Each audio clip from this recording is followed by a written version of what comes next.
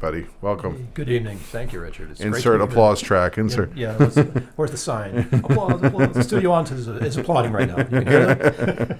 I hear it. Hey, welcome to this Monday evening.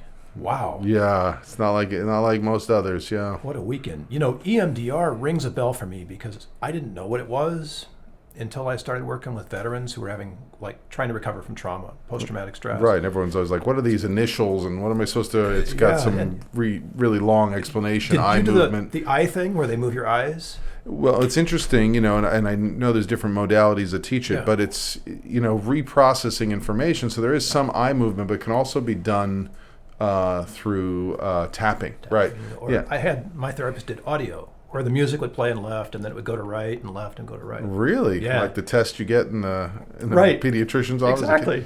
Wow. So by the music playing in that did it. Either so side? That created the bilateral stimulation, big term. Okay, so it's bilateral stimulation means that you stimulate one side of the mind and then the other side of the mind. I'm using that word loosely, but brain, left, right brain. And what's your understanding about how that stimulation creates new pathways? I read the research with, there wasn't much of it. Bessel van der Kolk, his book called The Body Keeps the Score, yeah. So I was reading about EMDR in there, and as I was reading this, I realized that at the piano, guess what? Got the left hand doing this, the right hand doing this, and it's alternating.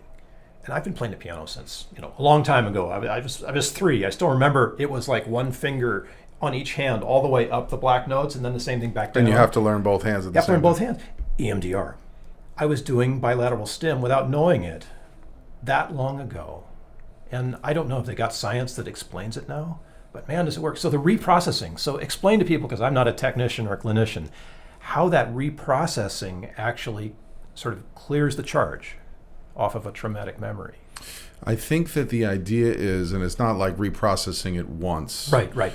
I think it's that slowly beginning to think about when we're in a situation, unfortunately it's really fresh, but we'll get to personal and then maybe we'll extend to the collective of what's going on in the trauma, but let's say personal grief, that I've shared along with my long beard here, that we lost my father about 5 weeks ago, and even though he would be 86 years old, there was something very sudden about it. So someone can process, and that's part of grieving, it's not necessarily trauma, but when something happens abruptly and you feel as if you don't have control, so that can trigger a lot of secondary reactions. So when I get a call from, and that's why I'm working with, athletes, right? Even the best athletes, sometimes you come in a moment when there was an injury or something happened you could not predict. Yeah. We have even crisis responders, right? Who are out there, and like we got some firsthand reports from El Paso. It's just not what you fear seeing, what you hope you would never see. There's a certain amount of denial, which I think is healthy, which prevents you from thinking about those things. So the reprocessing of it is might allow you, the reason I bring up my father is might allow you to think, well, what would be the outcome you would have liked to have happened? If I could have had one more day or one more conversation, there's some degree of lessening the intensity of the impact through the reprocessing. So allowing your body to move. Maybe you felt you couldn't move, so allowing yourself to go through. So it's not just the tapping or the eye movement, but there's movement of the feet, like a walking it out, they call it, and the tapping, like you mentioned, and it may allow you to feel like, okay, well, I'm moving and talking about this, so I'm no longer have this feeling of victimization or helplessness. And so I think the switching from that narrative to then processing, well, if you could have had the best possible outcome, if you could have seen, the most positive healing experience that you would have liked, what would be to experience that in vivo, even in your mind, even allowing yourself to sense what that would be like. And then you keep switching back and forth. So it's like a lessening of the intensity of the negativity with allowing yourself to kind of shift into this place where it could be positive at some point, maybe even if it isn't right now. Yeah. And I think that allows an opening of new pathways around the experience. Yeah. And without processing it, it creates these other feelings of get stuck or something. Nothing's moving. You get no movement. So I was reading about, grief. There's a great book out there for anyone. I mean, the percentages of people in America who are between 25 and 50 have lost at least one parent is probably around 50% at this point. So it's a book out there called Death of a Parent. Not to break somber news on you, but it's a fact. And it talks about this experience of, well, the thing about grief is people may try and say what they're trying to reach you or trying to connect. The whole world has now shifted your orientation to living and processing that loss. And so through others, even though they may have the best intentions, oftentimes there's a feeling of separation or disconnect, or they don't understand, or they don't care. I felt very alone when Dad passed on. Yeah. Family was around me, but I just felt separate. Exactly. And then so what coping skills maybe, if you're willing to share, did you have for feeling separate? Oh, well, that's music. So you had a coping skill, yeah. I had a coping skill, but it was one, it's like my only coping skill, right? Because it's the one that was built in from way back in the day when Mom started to teach us to play piano. My sister and I both learned. But you get to a place where you realize that music is emotional. It's not just making the notes happen. And when that unlocks, all of a sudden the whole emotional spectrum is available, and you find that you can perform that emotion and that other people will hear it and they'll get it. Right. And so I grew up playing classical pianos. There's a lot of sad, heavy music in my repertoire. Right. Big, heavy stuff. And there's happy stuff too, but that big, heavy stuff was sort of there minding me on an emotional, maybe even a behavioral or even maybe mental health level without me really becoming aware of it. It took me a lifetime to become aware of what was happening back then. So when you say, what's my coping skill? My coping skill is always music. Whether I remember it or hum it or put on headphones and listen to it or play it, I'm going to go there as the first thing I do. The second thing I do, I don't know. But the first thing is always bringing that music up, And I have songs associated with everything to help me embody, I guess is a good word.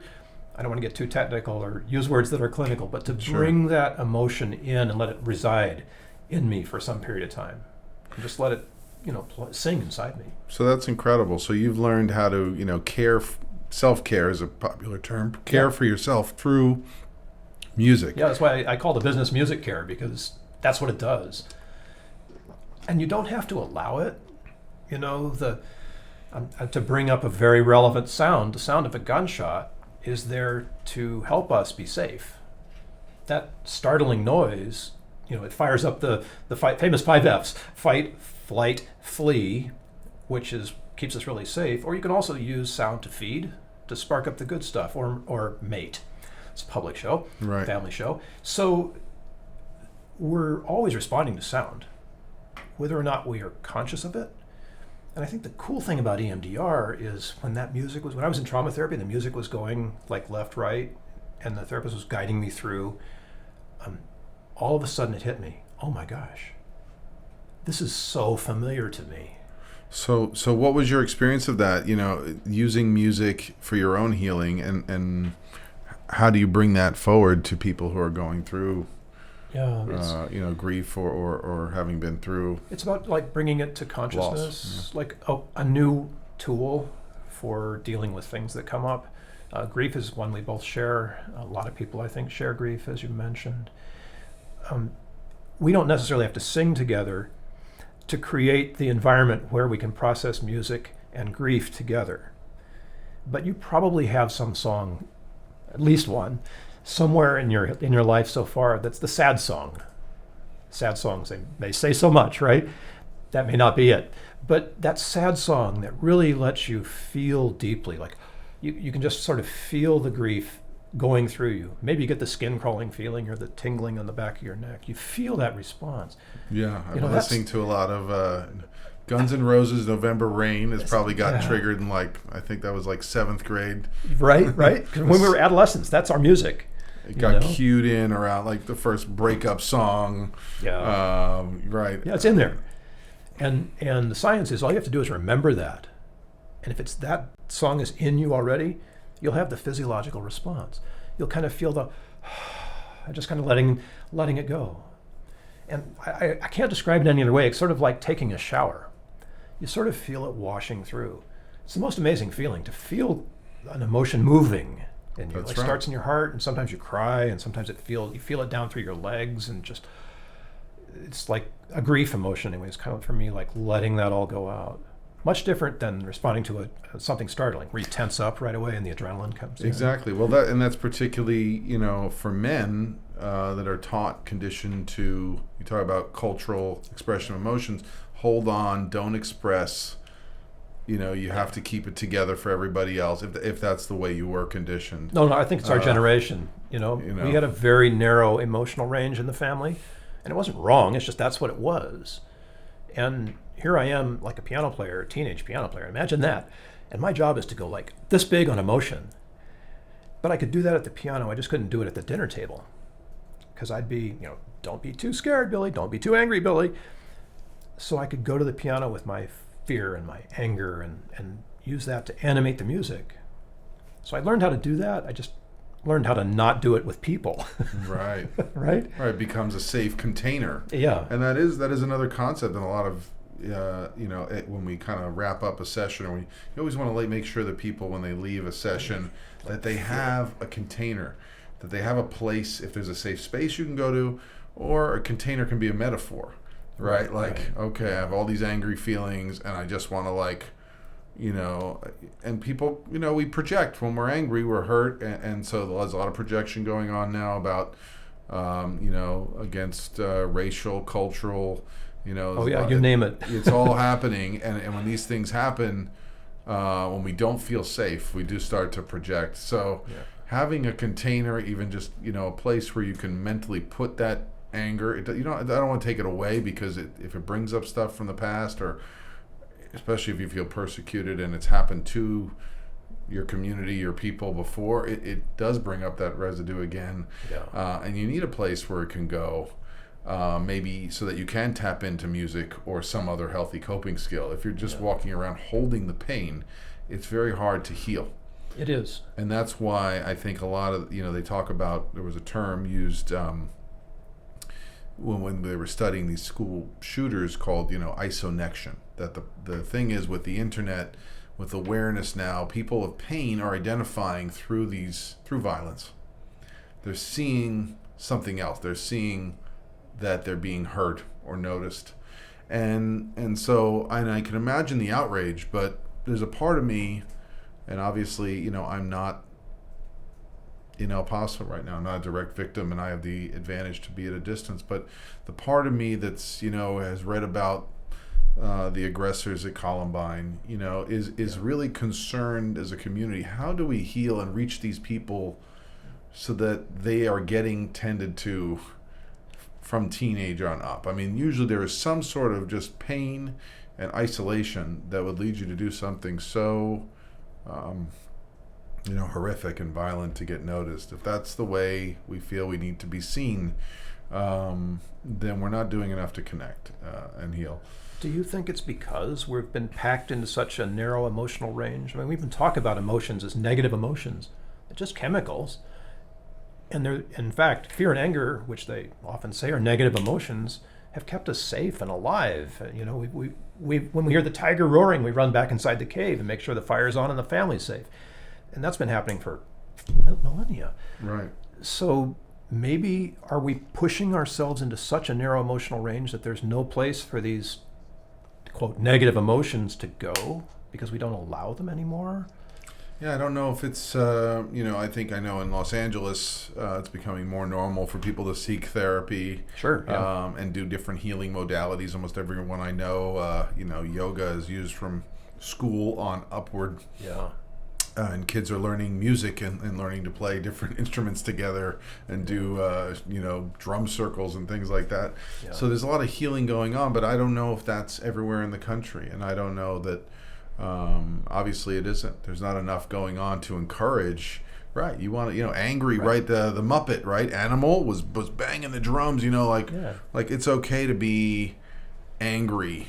It's okay to, even we were talking about, like punk rock or heavy metal, right? Sure. This, maybe it was something I was reading that you wrote, like even heavy metal, the expression of it and the embodiment of it, you then begin to feel light.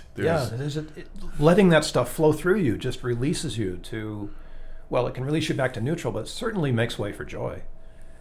right? If you're all stuffed full of anger and depression like I was as a kid, I had no place to put joy in there. It was a force fit to go and play ragtime instead of Rachmaninoff. And I could do that and I could be happy. But I wanted a more natural. So how did you make the shift? Well, I'm still making it. I mean, to be honest with you, I was at the right place in time when the movie The Sting came along. I'd already learned this piece of ragtime and I was ready to go. And I became like, a fifth grade star because I could play ragtime. So much for all the classical training. But just seeing an audience light up like that, I think inspired me with a little potential for what it's like to offer that. And so I've been doing that pretty much ever since. When you say offer that, you mean offer music as a way to alleviate, bring joy? Bring joy. I couldn't bring words to it back then, but I could see the difference between playing Rachmaninoff for my friends and playing ragtime. Because they lit up and they started to jump around and it was fun. And I thought, hey, if this music can do that, I'm going to play more of this music. Reminds me of was it Back to the Future when he starts playing Johnny Be Good, the people are like, yep, they're like, huh, what? And then all of a sudden everyone's dancing. That is one of the incredible musical cues ever in that movie. But yeah, you're right. Metallica. And I am so incredibly impressed with the hip hop culture in the United States. And actually beyond, because there's hip hop culture in places like Haiti. And this is a musical ethos, a musical culture that lets so many people experience the tough emotions in safety. It's not about inspiring people to go out and commit crimes. If you're reading that into it, it's the wrong reading. The read is that someone is able to echo back to you the emotions that you can't otherwise feel or express. You don't have to do anything with them. You just have to allow them to be part of who you are. You're feeling, resonating being.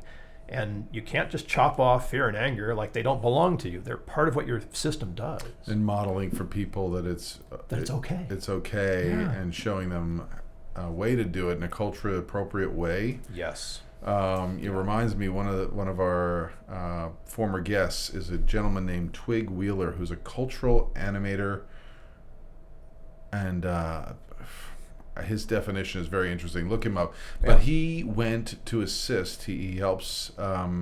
It's like you're talking about. He will dance out. He will act out how somatic experience takes place in the body. It's almost a play that demonstrates. But he went with a group. Some of his work, I believe, was in Rwanda, and with people who had suffered tremendous atrocities. Crazy. Yeah. And at first they started sitting around and they made it very confidential and they made it safe, and I think they had translators there, and they asked people to share about some of the things they went through, and they were at an impasse. Nobody would express. And I think eventually they learned to allow people to start to dance or to do an individual expression. And it opened things up, so that's what the term cultural animation was, his definition, because it's like not everyone is comfortable using words to express pain. There may be a lot of shame, there may be a lot of other reasons about not talking about it. So, using the fact that dance or music have been a way, I know Native Americans would use, drumming and chanting. Absolutely. Because I believe that's the correct term for what the, very specific. We're kind of backwards in America here, because most of the rest of the world uses music almost as to support their entire day. They're singing while they're doing this, and they're humming while they're doing that, and they get together in the evenings and all play like giant marimbas together over in Africa. It's such a part of life that is so foreign in a way to us. We go to concerts because the experts will give us the music that we want to hear, right? Instead of thinking about the fact that, oh man, I went to the Hollywood Bowl. One of the last times Crosby, Stills, Nash, and Young were there. The last half of the concert was a giant sing-along. How many people fit in that place? Everybody was singing every single song. That's beautiful, huh? Oh my gosh. I can imagine what it must be like hearing McCartney or somebody like that. But yeah. Have you seen the movie Yesterday yet? No, I have to. It's on my list. Yeah. Beautiful. I don't want to ruin it for anyone. No, you won't. Just tell me how great it is, and I'll go. just amazing about people, learning the words of the Beatles for the first time. Yeah, like they're brand new. Exactly. Did you see, who was it? Paul McCartney did Carpool Karaoke with, is it James Condon? Do I have that right? Oh, the late night host? Yeah, late night guy. That guy is incredible, but they wound up in all of these places that are like Paul's home spots, and it ended up with him going back to the pub where the Beatles played, back in the day. And just singing along. Oh, what an incredible experience. Yeah. And people... that's the experience we need to heal right there. And however we get it. So how do you bring that? How do you cultural animate, or how do we bring that to places right now that, like El Paso or Dayton, Ohio, that are, they're fearful to go to the Walmart. I mean, well, you can do it at home. Back to school, yeah.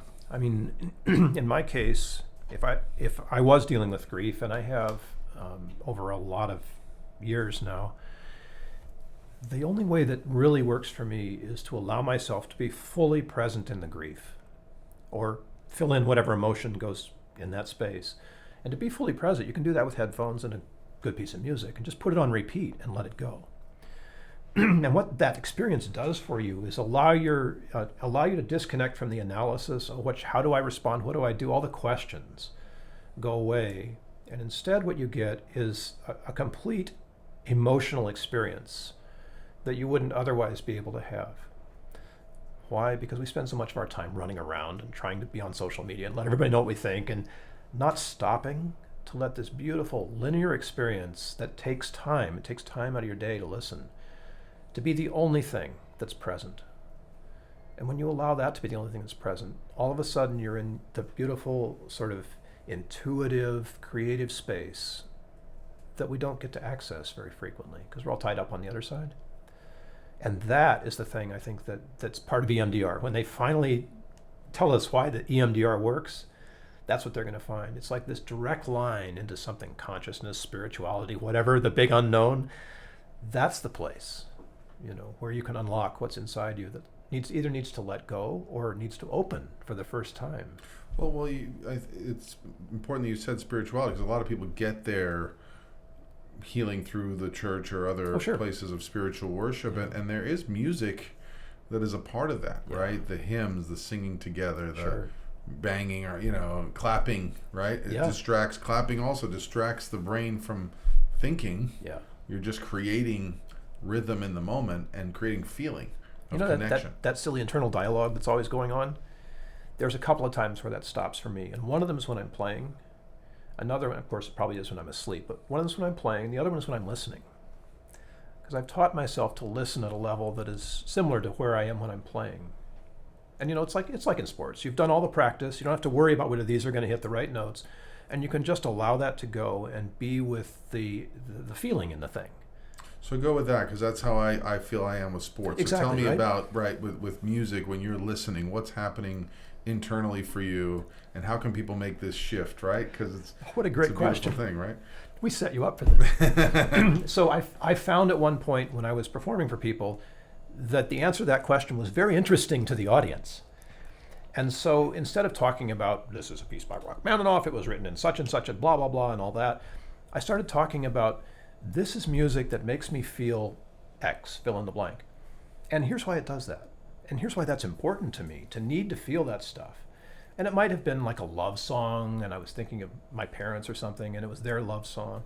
So opening that up to the audience was an important thing that sort of helped me get to my place of doing that more with intent.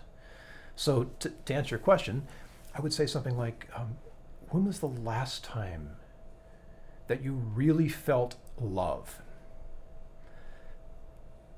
What did you hear? Were you outdoors? Were you at the beach? Were you indoors with someone who you were close to? Were you by yourself, remembering perhaps the way that our parents showed us love as a kid? What were you? What did you hear? So tapping into in positive emotions, more of the somatic sense. What's your experience, right? Right. What were you feeling? Yeah. Right. And people might come back and say, well, I was with my girlfriend and we were at the beach and the sun was setting. It's like that image. Okay, that's good. So did you hear the waves? Oh, you heard the waves. Heard the seagulls? Yeah, there were seagulls too, right? Other people around, right? And so they start to make this somatic experience. What did you smell? What were the aromas? Did you smell the seaweed and the salt air? And started bringing it out of what you thought about it into more of what it was for you, right? So all of those extrasensory perceptions, other than thinking, What did you see? What did you smell? What did you taste? Even could be a part of it. You can taste the salt in the air if you're at the beach. All of those things take place when you're making this music, when you're recreating this music. There's a character about every piece of music that you play, and you might play the same piece as I do in a different way because you sense the character differently. That's okay. But those are the things that are important about the music. You've practiced, all the notes are going to be okay, but you're going to open this experience of something beyond just hearing to sensing, fully sensing, whether that could be taste, smell, sight, or even touch. And that is what's happening while the music is happening. It's no longer me making it. It's like the music is happening and I get to participate in that sensory experience of what it is as it takes place. Does that help you understand? Well, it helps me understand what it is for you. Yeah. And then how do you experience that? Because if somebody else is new with you, a new student, right, they're not experiencing it in the same way. Right. Yeah. How do you encourage them to integrate, to start to trust that their internal sense and and some of it's right, removing thoughts about I have to do this well. Oh, right, yeah. Right? Yeah, or taking judgment out of it. I learned that really early because, I'm going to make a mistake. One way or another, something's going to happen. They may not know. So you take judgment out. You take away all your self-doubt and self-criticism and just kind of let it go. You might have the same kind of challenge if you're trying to explain what it's like when you're on a basketball team. Everybody's moving and things are working right. To break that down and explain it to somebody who's never played the game before would be really difficult. I've been trying. You know what I mean? So this is the challenge, and there are ways of opening it. And the coolest thing about it is I could be teaching somebody, how to do this or opening some insight on some piece of music that's new for someone, and you see the lights go on. You can literally see the lights go on when it comes home, not to your head, but when it comes home to the heart, they feel it. And sometimes, if you're in the right kind of a place, the right kind of the mood, you might get tears. Oftentimes you see people smile. They go, oh, yeah. And you can see the response come back. That's what's so cool about being on stage is because you get hundreds of those responses. From people who are asleep, and people are coughing and unwrapping candy on their cell phone. But you get all those responses, and it's so marvelous to be able to be in a place to allow all that to happen. So there's you learn to filter those things out. Well, but there's no one right answer, man. I've fallen asleep in symphony concerts. It's probably been the best sleep I've ever had. Right. So now you can reframe that in parasympathetic that you're so relaxed. Yes. It's almost like hypnotic. You still hear, when you're asleep. It's still going in, and so the music is still affecting you, even though you're not conscious of it. Oh yeah, it can be some great dreams going on. Which is cool, but playing sports when you're asleep, well, maybe you can in dreams or something like that. But the studies are that people who practice and imagination, that people would actually do perform better who combine aspects of mental imagery and sensation, right? Now, the imagery is not just mental, like you're saying. Right. It is tasting. What is the experience? And when we started, what is the experience at the ballpark? What is the smell? And so, I've been telling people pretty openly and sharing my journey through baseball, and it happened to be something that I got to share with my father. I was going to a lot of baseball games as a kid, and the experience now of going back to games. And somehow over the last 2 summers since experiencing kind of multiple losses, and I will just walk and everything from the gentle buzz to the experience of heightened excitement, the smells, right? Yeah. Still craving that New York pretzel smell. Right. It awakens something else that is permanent, that is still living, that is still connecting. Yeah. And brings you back to an earlier place. So, and that may be different for different people who've experienced it through music or through. Oh, yeah, the modality doesn't matter, Right. I happen to be somewhat knowledgeable about music, but if you get there in a different way, and okay, it's California, we can mention this, but a lot of people get there using, and I'll say veterans because this has been my experience with veterans. That's right. Tell us a lot of veterans get to that place through what we call mind-altering drugs. Cannabis is pretty popular right now, but there are other things that veterans are finding and using to give them just a few moments of neutral, where they aren't stressed or triggered, where they aren't upregulated in some other way, where they aren't downregulated or depressed. They're just in this neutral place where they can take the walk around the ballpark, or they can listen, whatever their experience of it is. Just be in the moment. Just be in the moment. And I think that's part of the EMDR around around addictions, is that there are positive emotions around around addiction, and and they're positive memories. Oh yeah. So being able to express them is part of the treatment, because you don't want to invalidate an experience. No one's going to trust you to help them experience it in a different way if you're just trying to tell them, well, that judge with judgment, because you're judging something that internally was validating. Yeah. Right? It was a place where you didn't have to feel pain or think about a lot loss, happened there. Right? Or, people used it as a way to connect around lost comrades or things like that. So, so tell us a little bit more about how you're using music with vets. Sure. And earlier on with homeless. So practically, when I moved to San Diego, I was encouraged to go and do what I do with veterans that were dealing with post-traumatic stress. Late 2009, something like that. Moved to San Diego, there's a lot of veterans there. It was a great place to raise our stepdaughters, so we're doing that. And I got involved with Guitars for Vets. So Guitars for Vets gives you a guitar and 10 lessons from volunteer teachers, and you get to keep the guitar. It's your own private way of being able to deal with post-traumatic stress. And there's studies, and they're getting a pop from that. It's working, right? So a typical experience of working with a veteran as a volunteer, just as a music guy. Mm-hmm. I didn't even play the guitar. Hand you a guitar, help you tune it. One day I did that. I handed a guitar to a veteran who'd just come into Veterans Village of San Diego, where we were working as a nonprofit then. BVSD, by the way, it's opened its doors to civilian homeless people too, but it's residential treatment recovery. It's recovery from the worst possible things, from being homeless, from being addicted, and of course with military issues. So I handed this guy a guitar. He tuned it up. I realized he was a guitarist, and he started playing. And for about, 2 hours that we were there, he was just playing and singing, playing and singing, playing and singing. Long story short, he had formed a band by the time he graduated the program, and he'd invited me to play keys. So I was playing in this band of veterans who are in recovery as a keyboard player, Sadly, it didn't last, and he relapsed. He went back on the street, and his way of making a living was to sit on the beach and play the guitar for tips. And he'd work from like 11 at night until 3 in the morning outside of bars, and he'd make enough to be able to sustain himself. He wasn't living indoors, but he was earning a living. He was in his lane. Now, he was doing it addicted, but he's since come back into recovery. He's reformed the band. I get to play with him again, and now he's doing the same thing sober. And it's like that modality is separate from his issues, if you will. He has that modality, just part of who he is. Now, here's the amazing thing. You start playing music, like if we were to drum together or something, you would learn things about me that you couldn't learn any other way, and I would learn things about you.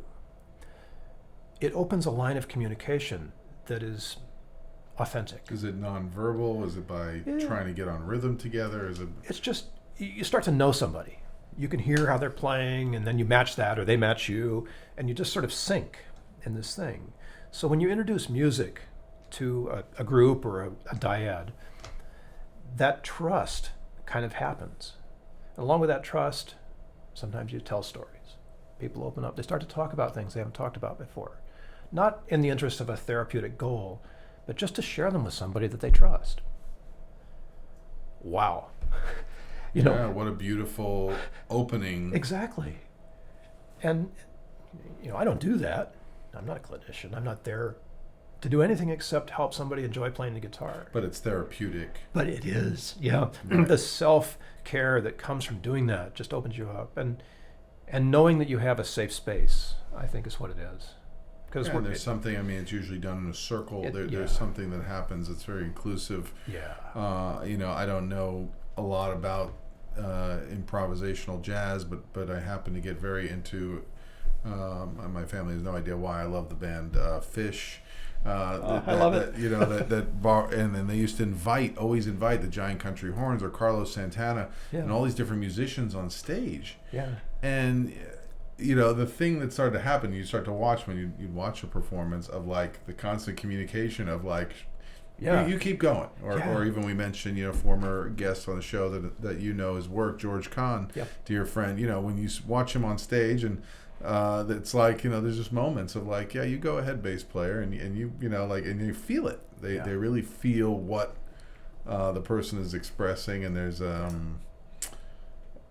shared experience of like creating that, even though you're just a witness in that moment. Yeah, you feel like, even though there's no way I'd ever play that, be able to play at that level, you still feel like you're part of it. Yeah. And then they're going to hand you the baton back in the next song. I mean, already said it builds a lot of trust. Yeah. And connection. I don't know anything else that does it that well than music. Right? There may be other modalities and stuff, but as a piano player, if I need to jam with somebody, that's like the ultimate thing. That's where the real stuff happens, whatever it is. And it's like this in sports. You always try to play with somebody who's a level above you so you can learn from them.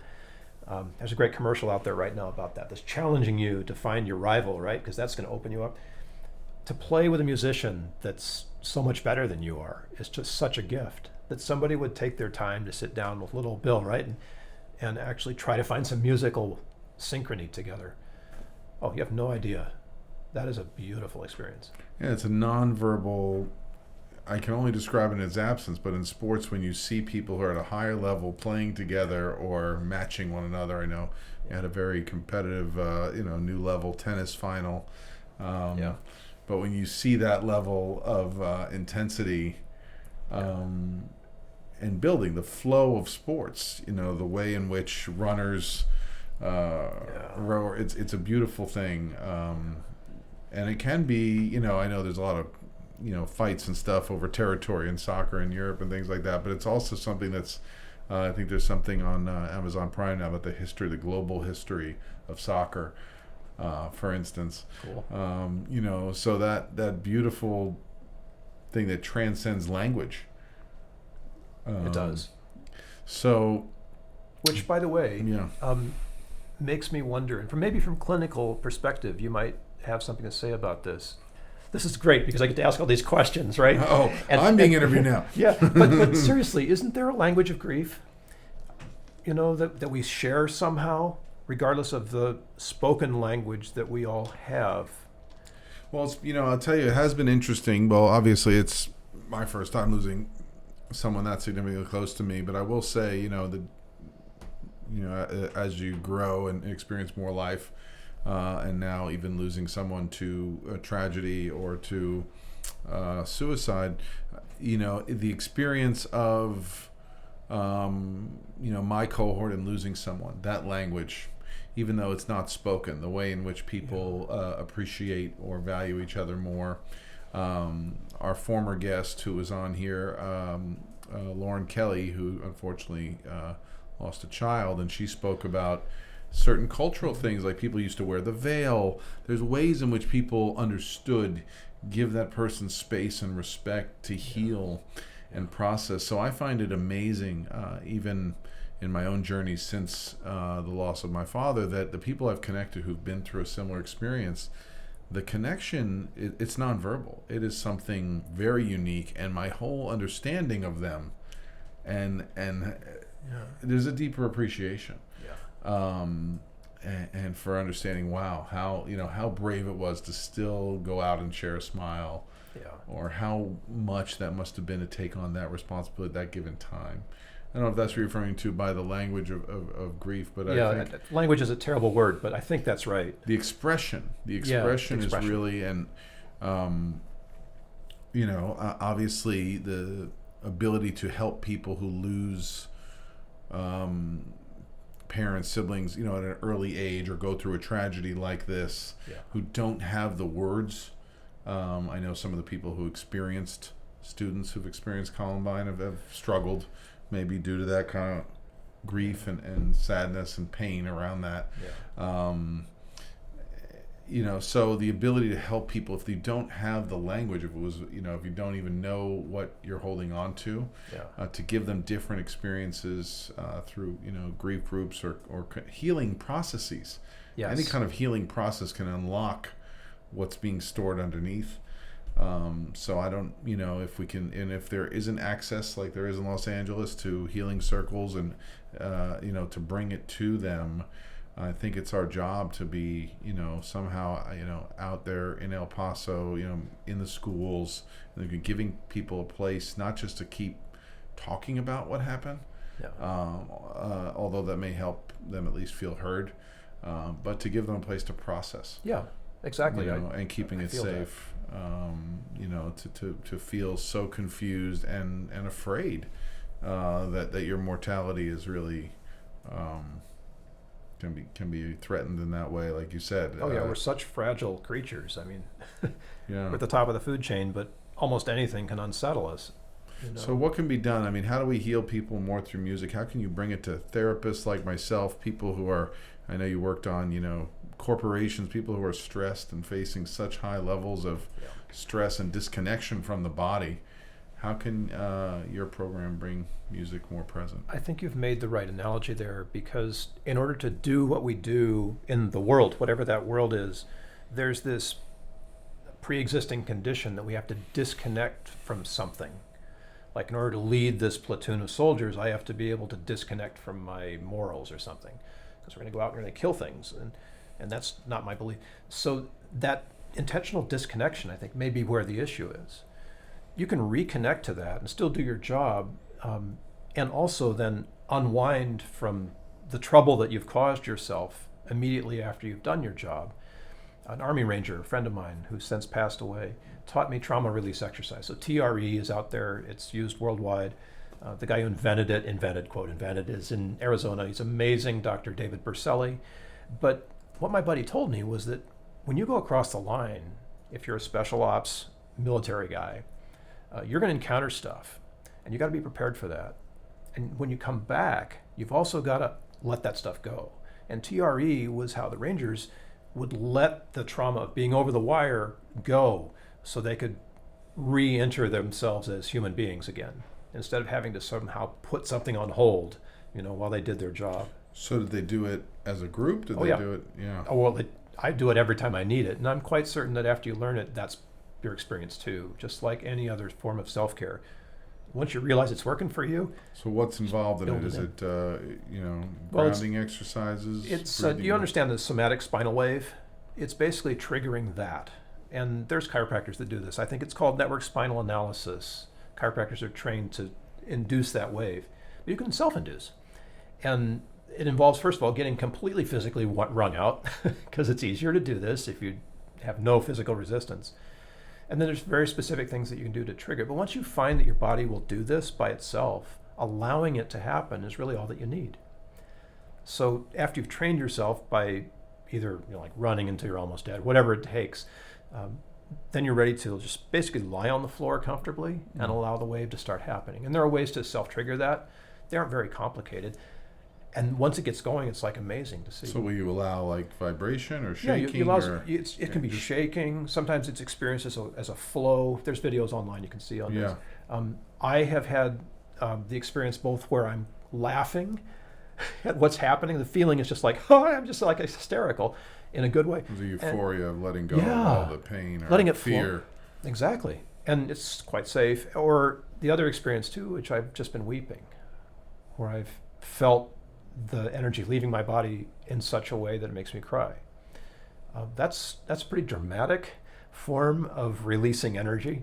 I think music is more gentle, but the practice is important. So so if people are listening to music and they need to express some different things, or they find themselves to tears, it's healthy. Well, you were talking about Metallica and Fish, so that it turns out the music that we love is the most powerful. So if you've got a piece of music or several pieces of music or a playlist that you can slot into fear and anger and happy and joy and sadness, then you're good, because that's kind of like your intentional processing habit.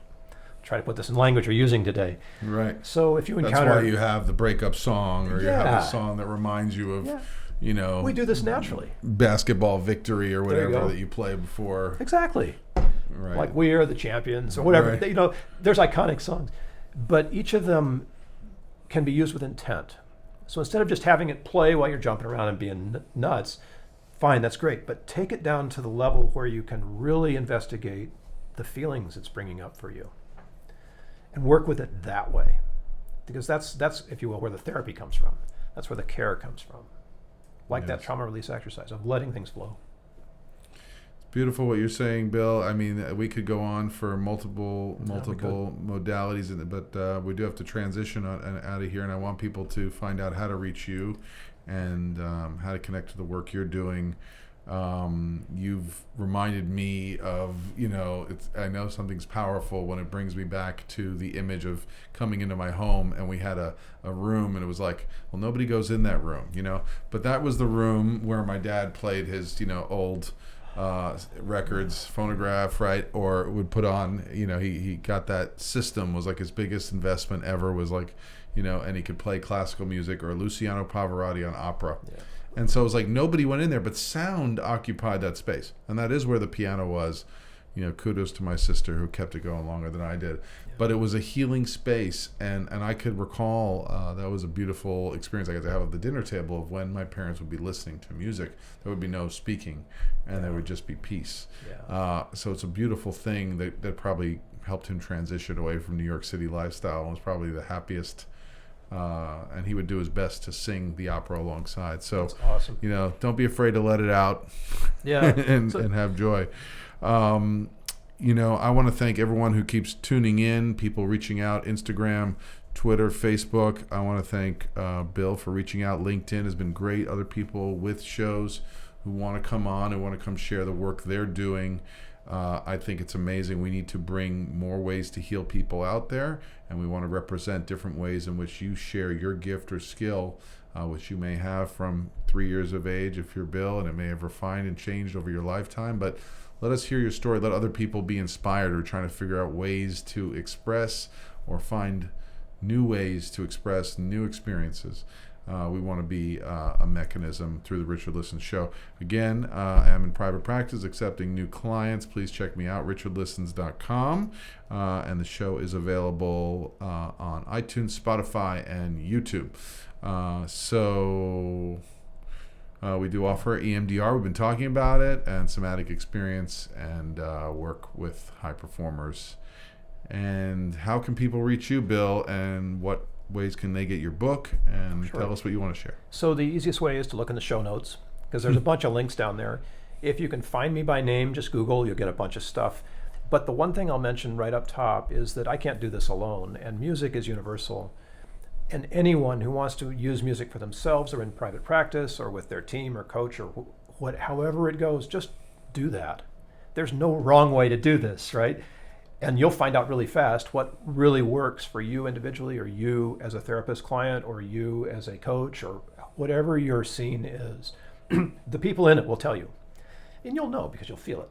Yeah, so do therapists need training? Should they just begin introducing music or asking their clients if they want to listen to music as part of this session? Yes. And no wrong answer. There's no wrong answer. Training is there. In America, we have this idea about experts, and my colleagues who are music therapists, I'm not a music therapist, my colleagues who are music therapists are wonderful resources. If you're interested in a therapeutic relationship over music therapy can get you there. Licensed, board certified, they're good for it. And it might make sense if you're in clinical practice and you want to learn something about how this works from a licensed professional to turn to a music therapist. But already know inside what they're going to tell you, because music is something that we're built to resonate with. You've mentioned several things tonight about how you click to things, memories or whatever. So leverage those. And there is no wrong answer. I used to go to a therapist who would ring a singing bowl at the start of our session. There's vocal psychotherapy. We talked about where you can sing your whole session. Or, you'll love this, you can take a lead from, if you're religious, from what happens in church. There's a whole setup that music does to prepare people in the church for spiritual learning. And music can do that. I like to play a little drum track before meetings, just to get everybody trained. And that just little click that you can almost kind of hear, is enough. So there's so many ways to do this. I just encourage you to go out and try. Yeah, you make me want. That's my commitment to you, Bill. I'm going to hit a sound bath. Thank you. And I do want to share. I went to, I was in Arizona. Went to Chase Field. They have a live organ player, and so most people don't realize that even the sounds around, that evoke, get excited or something's happening, right? It cues drama. Yep. We got that at Padres Petco Park. I love Petco. I'm going to hopefully be down there. Yeah, maybe you'll join us. I love it down there. We'll sing we won't sing it here, everybody, but we'll sing together if you come down. We'll sing "Take Me Out to the Ball Game." That's right. Even though there's always some hometown variation, there is. But nobody's correcting you if you're just like go quiet. Root for the home team. Yep. But every kid knows it, and it's required that you consume some Cracker Jacks. I don't even know what ingredients are in it, but they just spark happiness. Sugar. Yeah, exactly. It's all sugar. But that's the beauty. Music, healing, it disintegrates and then it builds itself back up and it integrates you back together again as an individual and as people. And I hope, again, my thoughts and prayers out there. If you're in Ohio or in Dayton, please tend to each other, find ways to heal, and let's keep a keen eye out for helping reduce the hatred and violence that's out there. We have the antidote. It exists within all of us and all our gifts, and there are resources out there. Please feel free to reach out to the show if you're struggling to figure out how to help a loved one or need resources or connections in your local area. Take care, everybody. We will be back. Next guest will be Dr. Christina Heilman, who is a sports psychologist working with rock climbers and elite performers. So we're exciting to find out about how those who live in the rocky mountainous terrain deal with peak performance. Take care, everybody. Thanks for tuning in. Thanks to my guest, Mr. Bill Protzmann, and we're out.